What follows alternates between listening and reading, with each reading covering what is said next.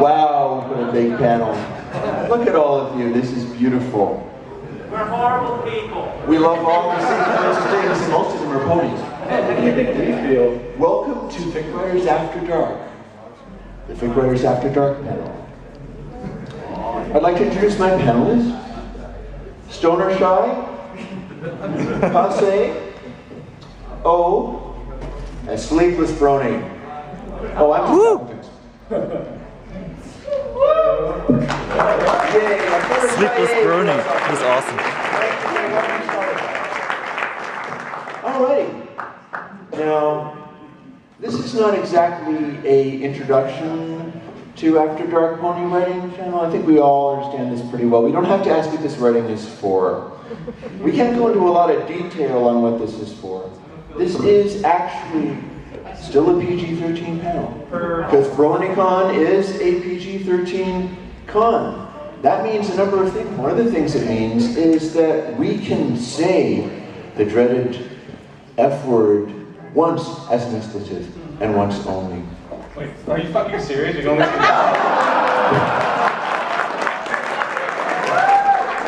was saving that out front.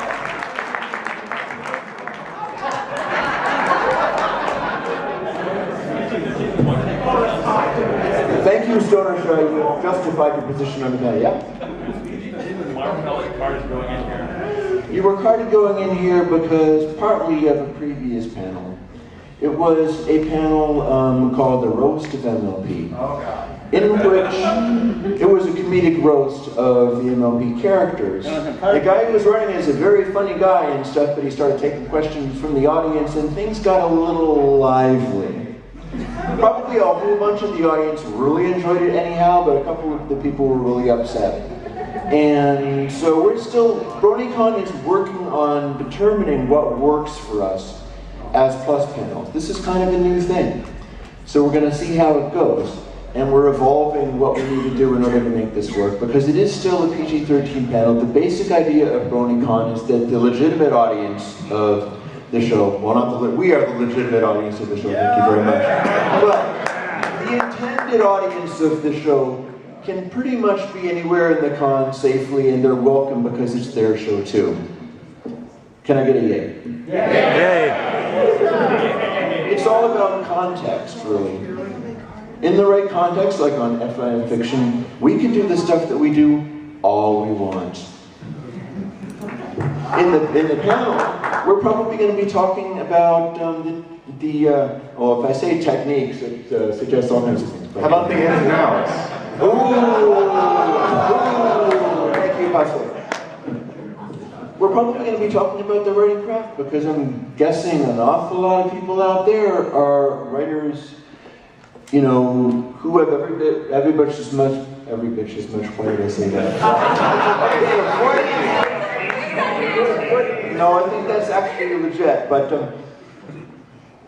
there's a lot of people out there who'd be up here just as easily. We just happen to be the ones who rehearsed, we just happen to be the ones that the convention organizers know are going to be here. And running this adult panel, we're pretty much doing it by the book, and we're pretty much doing it the way that it was planned to be run. In fact, I think one of my programming supervisors is even out there somewhere watching me and making sure that I do it right. Say hello there, buddy. Anyone? No, they're incognito. She's hiding. Now, there's a couple of things about this panel, which I'll get off to a start, and then we can start bouncing around. Pretty much the first question about Ponies After Dark is, why are you guys getting all after dark about freaking ponies? Well, that's the question people would generally ask, you know. And there's a lot of good reasons. For instance, one possible reason. Yes, I'll say it. Some of us have the same answer for this. One answer of that is, well, I was a furry before I was a brony, so I know all about After Dark. That's a really short version. That's a really short version. Oh, well, you know. There was one point on, I was actually on Reddit, on a subreddit that I like called Clop Clop. Yay! And wrote an elaborate answer for this, which I think makes a lot of sense. For instance, One reason the ponies get to us in this way is their parts are super rounded and contoured because Flash makes these curves with control points, and the forms that it makes, they mimic the contour of things like mammaries and posteriors. I actually even wrote stronger words than that there, but since the roast of MLP went so horribly wrong, we're all kind of a little gun shy here. I watch it for the plot. What's a plot? You know, these shapes are neither geometric or they're irregular. They're sort of idealized, you know, shapes. And so the ponies are really appealing to the eye. More importantly than that, they have really striking, clear personalities. You know, when we look at these ponies and it's like, okay, it's just a cartoon, how come you're having this reaction to it? It's not just because the appearance of it is just an empty, hollow shell for gratification. You know, these are like people we know. You know, it's like Sweet Nerdy Twilight or the awesome and amazing Rainbow Dash. You know, these are not empty images. They're filled with character. That's actually good. You know, how many people spend a lot of time, you know, alone with a tissue and a bunch of lotion, looking at just images that don't even have any personalities to them. It's kind of dehumanizing and stuff. And the ponies we can relate to. We like them. We love them. Some more than others. Some more. It's not hard to imagine how each of these ponies would play along with the kinds of things we're imagining and to keep on imagining it step by step. So it's all very interesting in that way. You know, and because these are not a mass of pointless detail, the images and the characterization are all sort of iconic and simple and basic. You really understand them easily and you get them. It leaves you a lot of room to... But I know I just wrote, it leaves you a lot of room to fill in the gaps with yourself.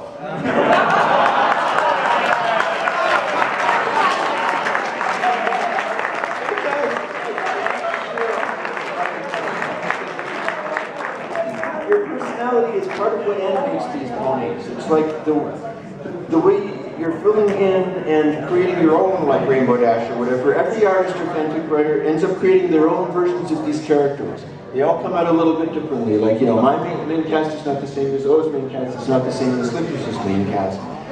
You know, and all of you create your own ponies in whatever ways you interact with the ponies as well. You're getting to create your own dream Twilight or Applejack or Dashy or whatever without getting lots of argument from the real ones contradicting you. Which is actually one of the reasons why I got into it, because I was actually started writing in the early days of FIM. And the thing is, in those early days, there weren't a lot of fanfics, so I was kind of reading them all, and some of them were getting, you know, a little out there, a little crazy, and I was a little like, you know, could I do that too? Yes. I mean, some of these are pretty good, so I think I can beat that. Yeah, I like that. But, you know, beat that, yeah. You know, I figured it'd be a new challenge, a new experience, an experiment if you would. And turned out to be a lot of fun. Oh yeah. We're going to try to dig into some of the secrets of writing good pop fiction. We're looking into... Was I not supposed to say that word? Oh. Whoops. We're going to try to look into That's actually not one of the 7 naughty words. We're thinking about trying to get into some of the secrets of how to write this stuff and have people be interested in it. Does that sound good? Like, you know, what's working for us kind of thing? Yeah. Yeah? Pretend like you like it. Well, maybe that's one of the secrets. Oh. Make it till you make it. Okay, well, Buy back and think of Equestria. interested in one of the first notions we came up with when we were brainstorming on what we were going to say? We're thinking that good writing runs on the character desires, especially when the desires are blocked or go wrong. It's not really about like, oh, and this is the one in which I go to Equestria as a brony and meet Rainbow Dash, who randomly wants to like go to bed with me and blah, blah, blah, blah, blah. Instead, it's about the character desires and coming up with ways either I mean, we're talking about that, and you can say, okay, so the plot is Rainbow Dash suddenly has this strong desire, you know, not like she would ever have strong desires in the fics that we tend to write. Surely not. Never.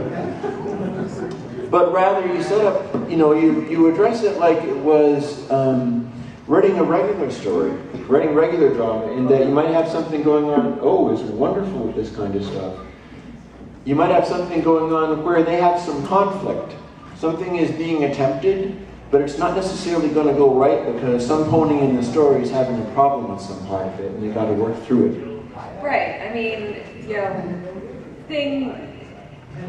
things don't always work out perfectly in the bedroom, and you know that can be a major source of drama because you know you have two people whose emotions are running very high. And for something to go wrong at that point can echo in ways that are larger than just a fight outside of the bedroom. Oh yeah. Oh yeah. Were we allowed to say sex? I don't remember. You might as well because you just did. After hitting with a hamburger? Yeah, like we're going to have to work out a way to do this because we got cleared from the council. We are allowed to have this panel. We just have to come up with a way of doing it effectively so we can fit into a PG-13 convention, and we'll do our level best. Yes, say sex. Say it again. Sex. Okay. Thank you. So like, this is just from my personal experience, but like I have never had a... Point your microphone at you because you're no longer wearing the horse mask. Oh yeah, I'm no longer wearing the horse mask. Okay. So like, you can do something that's just like flawless textbook, like what you would see on like produced work, I guess.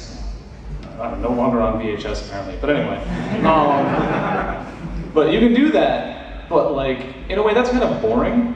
I honestly think that like, a little bit of like, clumsiness is kind of interesting because like, well, don't do that because I'm not into that, or like, this is what I'm into and here, let me show you how to do it. Like, you kind of have more interaction and chemistry that way because like, yeah, realism. Yeah. That makes it more fun, I guess. So like, you know, a little mistake here and there. It's kind of interesting. Spice things up in the bedroom. And not to mention, it's an exploration of the kind that you will not get in the show. Yep. Simply put, we're not going to see this in the show. The horses, well, we can not look at another horse and go like, yeah. So this is your chance to show folks, this is how you view, say, Pinkie Pie, and insert pony that you ship Pinkie Pie with. And a big tub of pudding. Exactly. And say, okay, how would this actually go with their personalities? How's this gonna, are they gonna mesh? Are they gonna mesh right away? Are they gonna mesh that way? And, you know, just really explore the character and make a statement about them.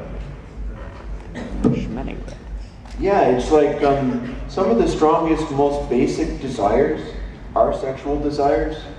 It's a completely, I mean, through history there's always been a lot of fiction that's gone into those areas, and it's always run into challenges. Like Stanley Kubrick's last film, Eyes Wide Shut, is a big exploration of sexual conflicts. And he had a lot of challenges in producing it and putting it out and getting critical attention for it for that exact reason. He was diving into this, you know, hot topic area, and yet he considered that worth talking about.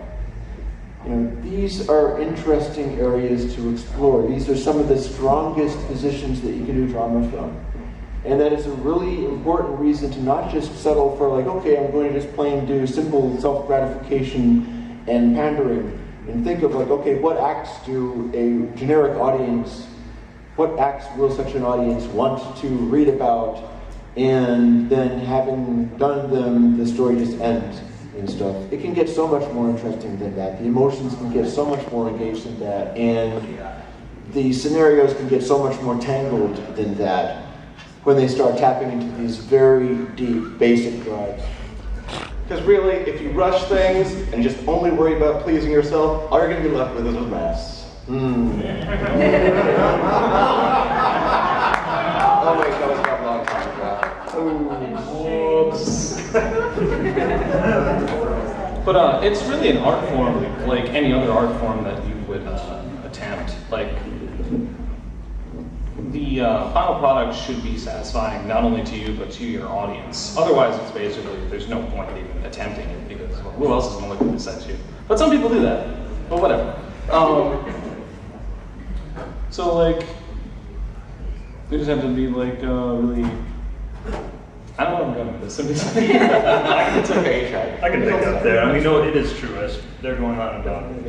Yeah, I'm sorry. We're sharing the mic here. Do my best with this. Yeah, see, like I said, we already have kind of too many people up on the stage, so we're doing a little bit. Making it work. Making it work. You know, psychosexual desires are fertile ground for stories and have been through the history of literature, but at its core, it's really no different than writing any other story, especially stories with action. A lot of people compare writing sexual action to writing violent action. It's easy to write a rote kind of description of physical things going on, but that oftentimes doesn't give you the most compelling thing to read. What you really want to be focusing on is the overarching story, is motivations between characters, why they're doing what they're doing, and what it means to them rather than what they're doing. Right, I mean, one of the things I kind of thought of when I was thinking about this panel is that sex in itself is actually a story. You go from characters wanting something to a climax, and then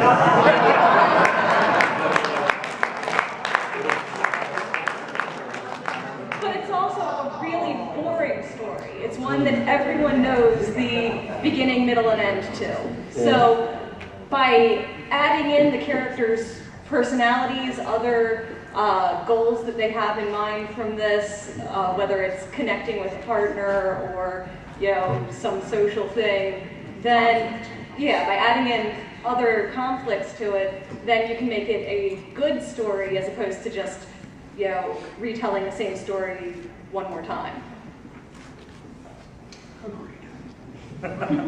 That also brings us to an interesting angle on this genre of fiction, because you could easily call it simply pandering. And we have a little discussion on pandering that we can have as well, because people don't always consider the fact that there are many kinds of pandering. When we were talking about this in Skype and preparing for the panel and getting familiar with it, not getting familiar with it that way, pretty much. I'm married. She's married. We were talking about pandering because it's easy to assume that anything in the genre that we're working in is nothing but pandering. And there are many kinds of panderings, and the fic My Little Dashie came up in the discussion. And we're not saying this is a bad fic, but we're saying that to an extent it is the emotionally pandering fic, because it is going for the feels in an expert way, very effectively, no holds barred.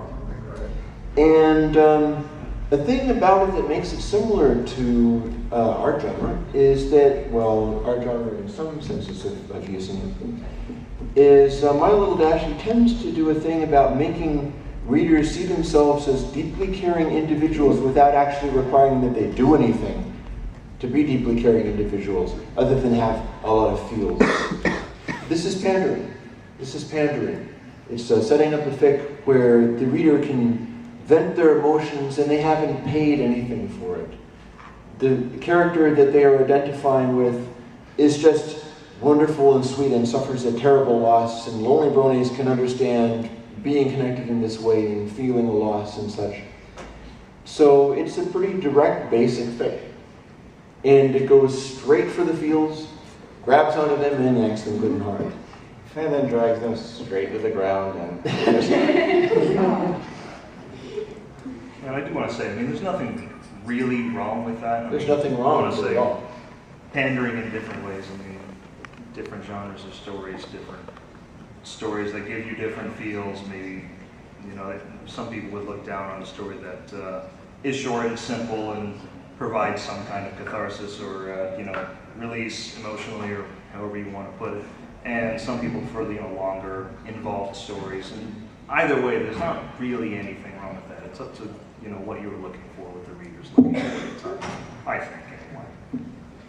I agree with that. I mean, it's not like, any story that entertains someone is a good story. Has value. Or has value, yeah. Yes. Not a good story necessarily, but it's got a value and it has succeeded at the primary goal of a story.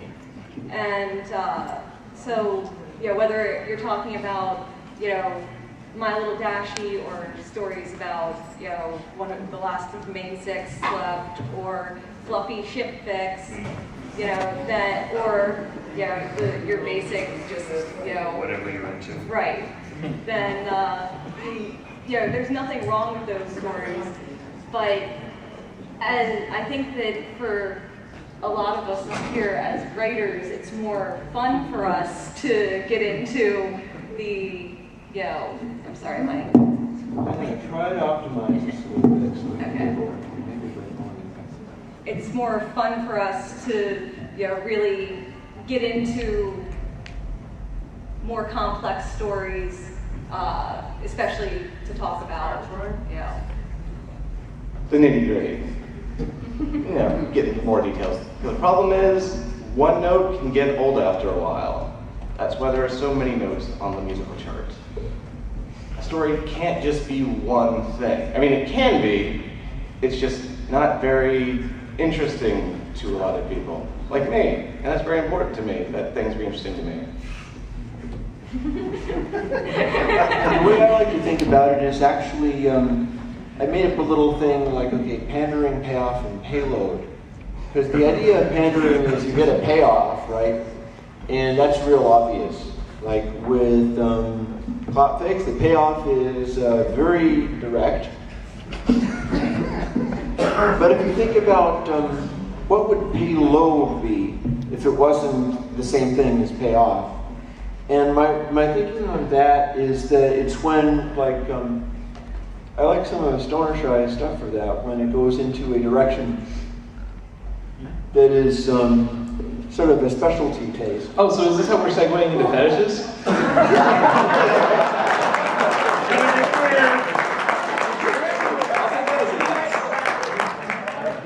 Pretty much. Is this the part where I talk about fatties?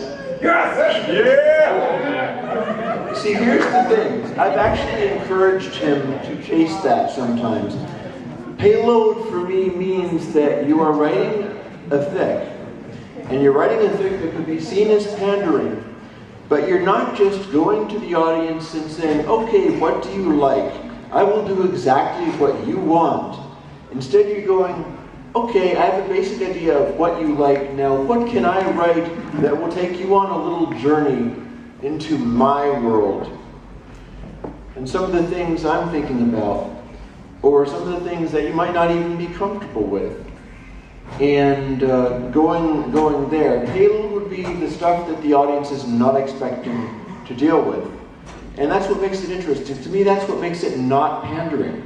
Because pandering is going directly for what the audience expects and wants. And going beyond that gets a lot more interesting. Because it means you can throw a twist, a curveball in there, and you know, go to a different place, basically. Like the thing. Yeah. So it's like, basically, you can be like, oh man, he's a huge fat ass. And like, that's cool and all. But like, you can only say that so many times before it gets boring. So you have to actually go into that in a way that's like interesting. Which is just like writing any other kind of story. Oh, well, we're gonna go and beat the hell out of Nightmare Moon. Okay, well, we can say that a whole bunch. But like, you have to like actually do something about it and go somewhere with it, or you know, you don't really have a show or fan fiction to write that show about. Yeah, there seems to be more than a point A and a B. Yeah. Well, there can be A and B, but there also has to be a C after that. The C has to be the end, the B is the middle. Beginning, middle, end. Yeah, but this isn't about algebra, so. So it's like, you know, you can kind of meander a little bit on the way there. That generally makes things more interesting. But it's yeah. Not like meandering, like deviating entirely, like, oh, well, Deviating is good. we ran into Luke, so let's go to the grocery store. Like, okay, that could be kind of interesting. And actually, that could be actually very interesting depending on how you set it up. I hear your story coming out. Half the people in this room have just come up with a new story. I am, of course, speaking from experience. But anyway. Ooh.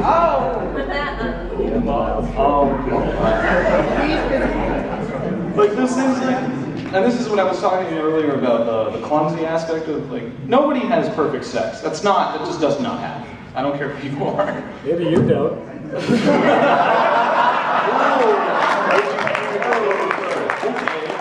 Well, apparently one guy here has perfect sex. But anyway.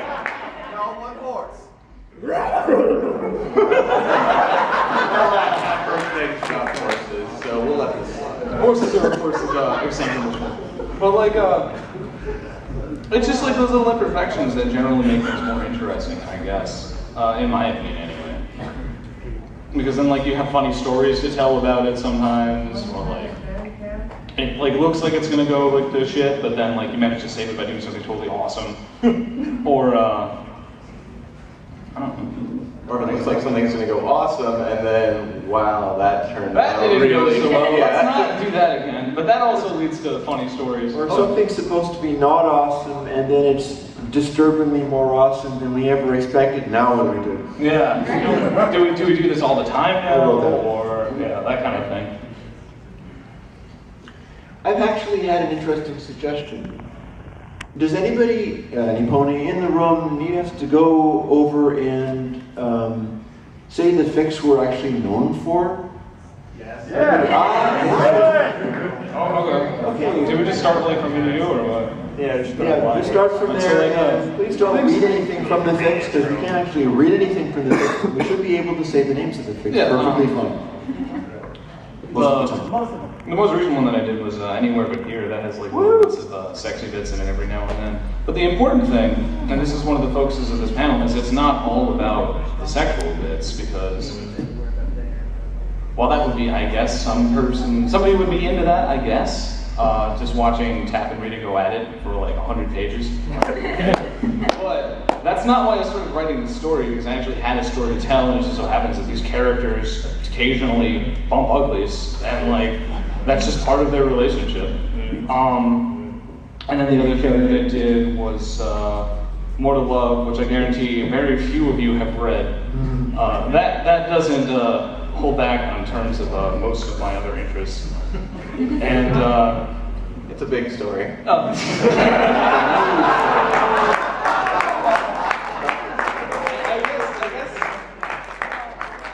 Somebody commented, big adventure, tons of fun. Well, okay. And then there was that other thing that I wrote, which was Blood is Thicker Than Friendship, which is actually primarily a vampire thing, but there was like one sex scene in it. That was like my first attempt at it, and I guess I did okay. Like Alvin said, it was alright, I guess, but the one in Blood that I did, yeah. And Pretty good. Right, that little scene that you showed me. Yeah. That scene that you showed me that I went, do more of that. Yeah, that was when he was like, do more of this. You startled me with this. I never read anything as good as that. And those are like primarily the ones that have like intimate moments in them, I guess. Okay, so. Okay. Let's see. I've done a couple of them, so I should probably start at the beginning. The first one I did the first time I decided, hey, let me try this out. I went the safest route and did a humanized thing, Gilda Rainbow Dash thing called Coming Clean, where it's them at camp and basically Gilda has been interested in Rainbow Dash and has been awkward about it. Things pop. And it goes from there. It really explores someone being really scared of their own feelings.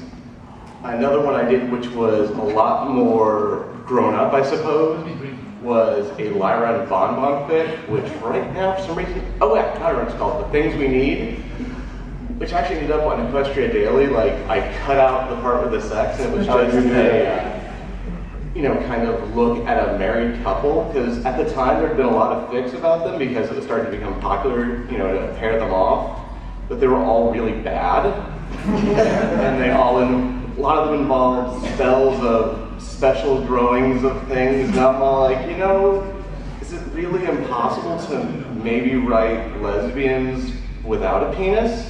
So I decided to give it a try, and not just do that, but have them be a couple who had been married for years, to kind of show how intimacy can still exist, even with someone that you have known for so long and been with so often.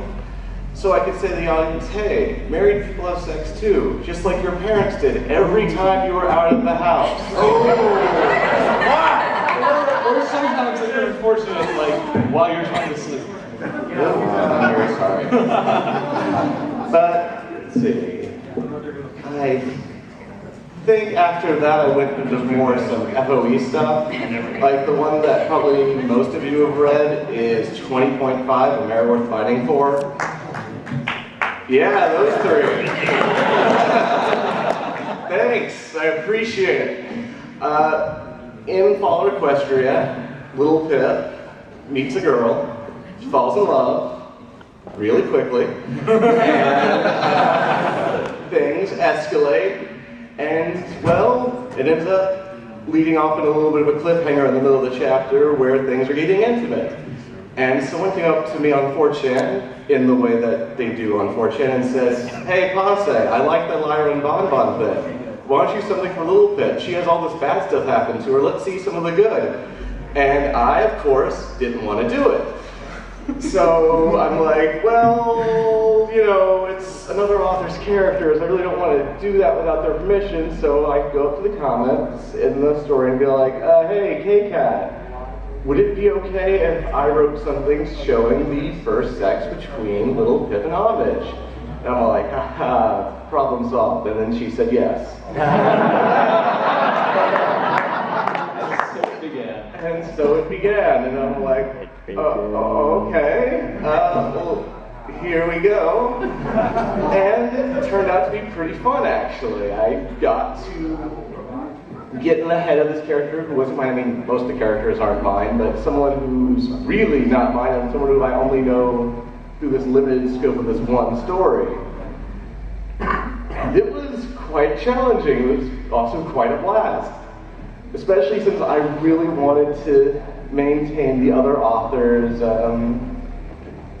personal interest that seems to show up a lot. Like, in case you didn't notice in FOE, a lot of embarrassing things happened a little bit in intimate ways.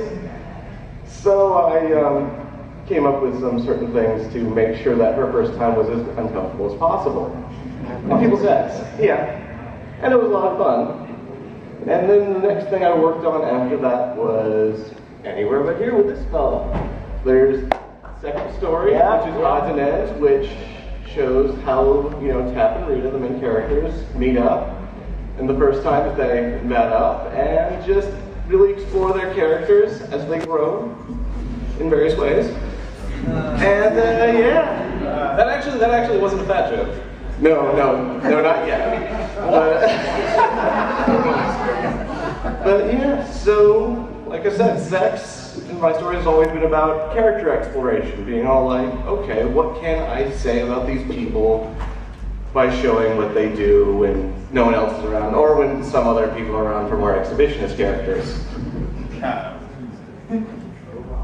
Who's looking at me? Yeah, it's your turn. No pun intended. I'm sorry. Yeah, I wrote a book called Trixie's Magic Bed. And then I wrote a book called Rarity's Worst Day Ever. And then I wrote a book called Dashies Falling. Oh. Then I wrote a book called Derpy Desires. These are all the same verse. And they're all the same continuing story. Yeah, I have written more words than the entire Chronicles of Narnia. More words than the Lord of the Rings as Horseborn. Words well spent.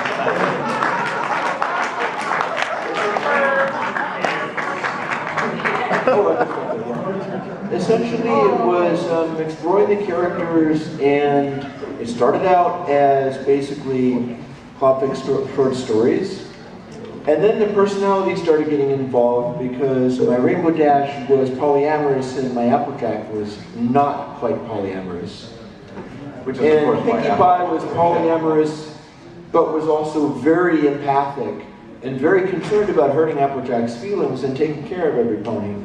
And it just got more and more complicated and just kept going that way for more than 500,000 words. So, I don't know, if you run out of your After Dark fix easily, there's a place to go. And yes, book players. Oh God. Oh, teases me about O teases me about, I knew you were going to think up an idea for a 5th book. You gotta give me a couple of weeks after I get back from BronyCon, because I'll be exhausted. I update on Mondays, chapter on Monday generally, when I'm writing. And onward. Yeah, again, I go by Sleepless Brony. I wrote Romance Reports, which is kind of old news by now.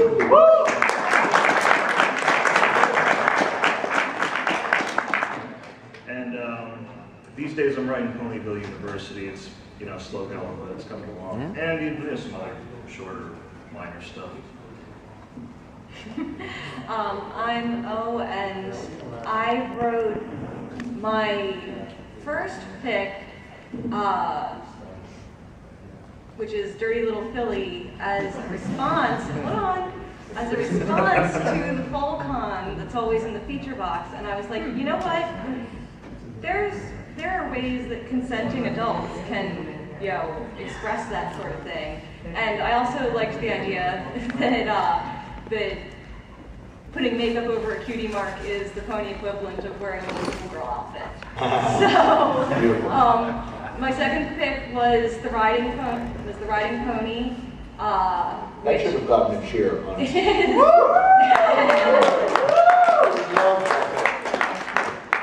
Which is an exploration of a sub-mindset in a BDSM relationship between Rainbow Dash and Applejack.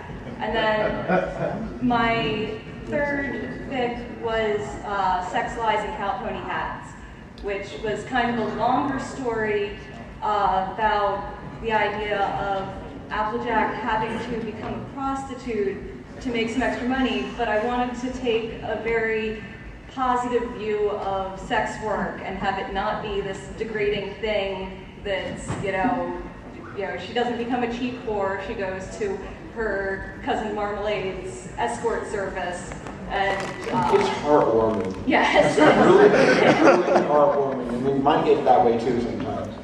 So that's what I've written before, and I have another account that someone might have looked up, and I just recently published my first adult fic on that account. Are you going to need this? No, it's okay, because it ended up being, it was going to go on my own account, but it ended up being 22,000 words of story and 3,000 words of sex, and I kind of thought, you know what, that's enough story that I can put it on the other account. The other account. And it did very well and got featured and all Yes, kinds it of did. stuff. What's the other account?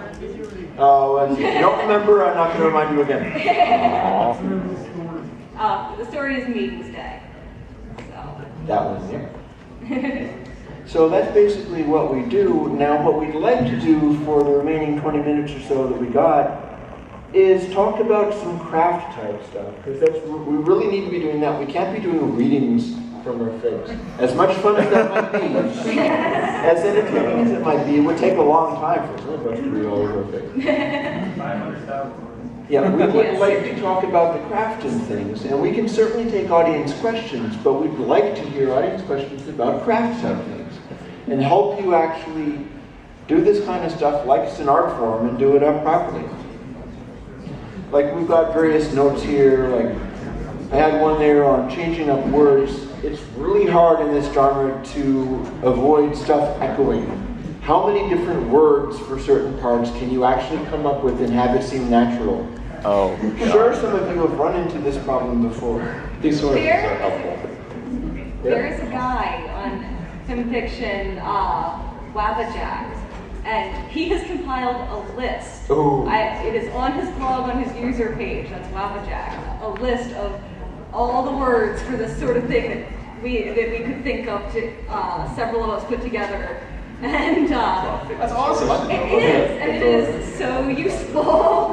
So I recommend Point one out. that anyone who's Just one. interested, check that out. Oh. Have we got a question already? It wasn't a question, just there was one on xenophilia that they kept coming up with synonyms for big Macintoshes. Yeah, but the problem was Was I not allowed to say that? It's Richard. Oh, okay. But yeah, they were. He was having problems actually having a relationship because of how big he was. That he couldn't actually have a actual mature relationship with women, and they wanted conflict to work. Yeah, they wanted to. So they put up like a blog page of or a little post on one of the groups talking about all the like synonyms, and they just filled it with these horrible like synonyms for that, and the one that just kept popping up was apocalyptic tube steak. I like that. I like that actually. That sounds pretty cool. That would be a good metal band. That would be a good metal band. Okay, we're not actually going to spend the entire panel in question and answer session going over those interesting metaphors. Although there is always Quilts and Sofas, and we can hang out and compile a list there anytime you want. We can take some more questions, I suppose. You in the yellow. It's a quick one for Stoner Shy. Do you like hurting other people? I don't remember like what he says in the video game, so He doesn't say anything. Oh, then never mind. Janice. ... Yeah. Well, maybe let's go left to right, I guess. Back there? Out of the following, which would you find most acceptable as a term for, Careful, because we can't actually see Peter. a Sphinx Spangler or a didgeridoo? What is it? What was the question? Hold on, I got this. Why not just use slime? Edison. Next question. Steve Sweet that way.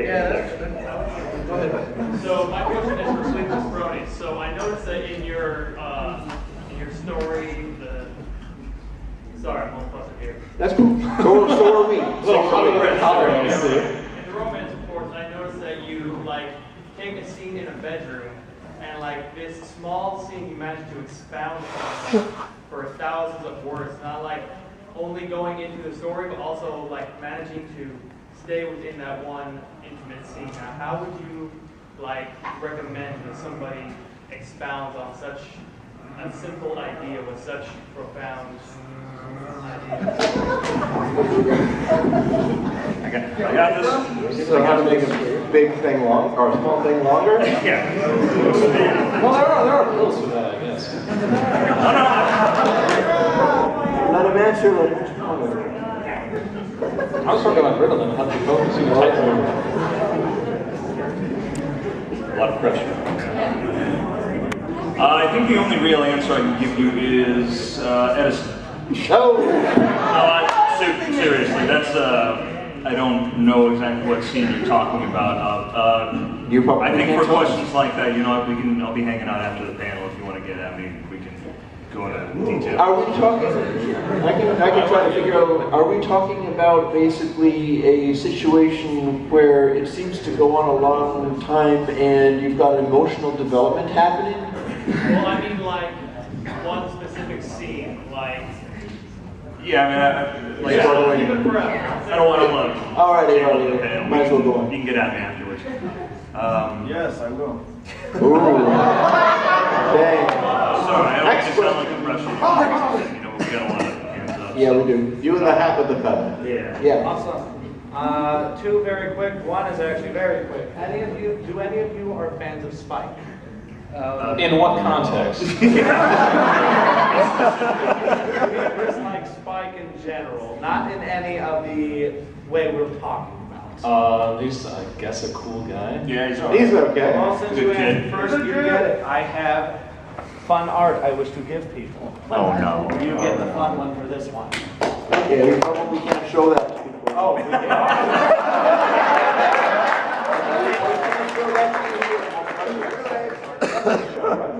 So he's basically saying, why would you want? The basic gist of it. I write Spike as a kid, which the Ponies want to some extent shelter from all that kind of stuff. But he's also a dragon, he's no fool, and he has a sort of jaded and ironic view of all that stuff. He's like, oh God, you Ponies are up to that again, kind of thing. Second question was actually serious about, because y'all write stories that are often questionable, you probably get a lot of hate mail all the time from certain fans. Not really. Do those actually inspire you to keep going because you just think it's hilarious, like I personally do? Or is it actually a deterrent to you writing? I love this question. I've been bouncing off of this one pretty much all con long because the haters always seem to come up. I think, and it's easy to notice in our genre, that if you're doing anything that is really specific, you're going to get about 10% honestly, seriously legitimate haters. Like they're not just being trolls, but there's people who are genuinely offended and upset. And if you're doing anything specific and daring and audacious, you should be getting about 1 in 10 outright haters, or you're not doing it right. The flip side of it is that you're probably also going to get 1 out of 10 that are a raving mad fan, and those make it all worthwhile. The thing about the haters is it's not reasonable to blame people for not liking what you like. The way I like to react to that is basically being like, well, I'm sorry that you don't like it. Tell me a little bit more about why you feel the way you feel, because maybe I'm missing something because I'm not you. And you might be spotting something that will help me do what I want to do a little bit better. And you still won't like it. But I've done a little thing with it, you know. Generally though, if you write a 5,000 word thing and someone reads every single word of it and then says, oh, I hated this, I don't know why I wrote this, I don't like your fetish. I'm like, okay, well, you can hit yourself with a dick with a hammer, but you don't have to do that. Richard, you can push the back button at any time, man. Why would you stick around? Yeah, I didn't tell you to read it. Because my time is worthless. That is true. Yeah, I'm not gonna lie, I've definitely wanted to write things and posted things out of spite. Long answer short. It was you. You're the one who's been doing all the Wrist with the white paint on it? That's you. That's my skin color. Oh, sorry. He's my friend. We were hanging out with him at Grills and Sofas. We like this guy. We like this guy. Ask the question. He's cool. It's funny. Anyway, so what were the reactions of your either friends or significant other in like O's situation? Her husband. Your husband's sake. Oh. Like what? There he is. Ask him. You're right. Oh, jeez. Okay. You know what? I have a wife that is that free and that comfortable and that powerful in her sexuality, and I'm the one who needs to sleep with her. Wow.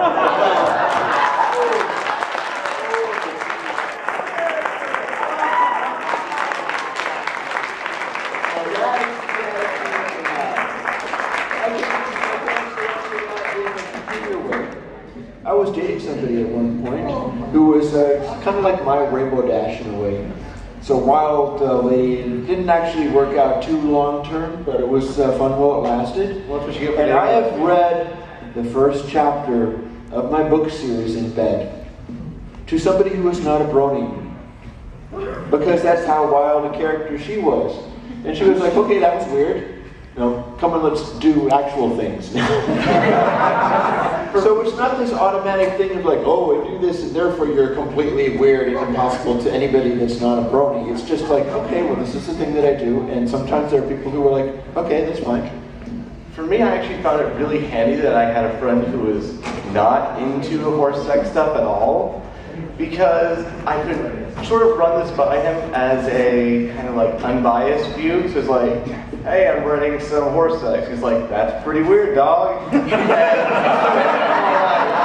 a look at it. It's like, okay, I'm like, yeah, that's right. So he takes a look at it, and then this person who's got it is like, that's pretty weird, dog, but it's also pretty hot. And I'm all like, this should accomplish. One of my coworkers actually, who is actually in Ireland because he took a family to the chest and couldn't be here. He does this horrible thing where he'll like just start talking about the things that I've written to people that I don't want to know I've written. And he's just like, so I wrote this thing, there's some horses in it. I'm like, no, don't, stop. These are actual people. This. Oh yeah, can I call on something now, or do I get into it? You there with the hand wraps? Yes, person I've never met before. Clearly. It's this is not a question just for for erotic writing. Have you ever had a story just completely spiral out of control? And if so, how do you save it? Why save it? That's how I do all my writing. You think I'm kidding? You think I'm kidding? She knows him. What am I reading? I don't know. Have you had a story spiral? When he has a story spiral out of control, I tell him, hey, stop that. Yeah. And then fix it. Some of the earlier versions of Blood that I had in mind, I was like, hey, Posse, I want to do this thing. And Posse was like, why would you do that? How much do you hate your fans? I was like, well, oh, all right. It's like, okay, so you want to take your red on red OC and make her the center of the universe, the reason Nightmare Moon was created? Yeah, that was a horrible idea. By the way, that was James's fault for encouraging me. So there you go. Hope you have Wi-Fi in Ireland, buddy. Okay, but he's getting the freshest skin as you can get, so I guess he has one over on me. we are actually running out of time because we started about 10 minutes late because you people didn't run in the door fast enough. So, does anybody have a quick question that they can do? Somebody's bouncing there. How about hat over there? You bounced over. Do you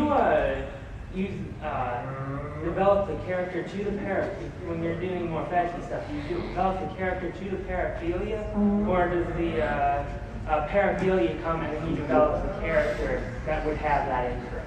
Okay. So do we take the character? Basically, what I do is, dang, I don't know. Who's your favorite company? Who's your favorite? That's actually a better question. Oh, yeah, we'll answer your question when we have time to think about it. Blow some sofas or something. Who's the favorite? Rainbow Dash, always. Twilight Spark, all of them. Yep. Thank you, Ty. And, of course, the only right answer, Gilda's best pony.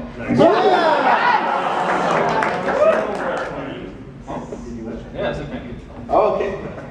5 different answers. Awesome. Okay, thank you very much. We're out of time, but we're not out of, well, I can't say that. We're out of time, but we've had a wonderful time. Hey, you guys Thank you for all the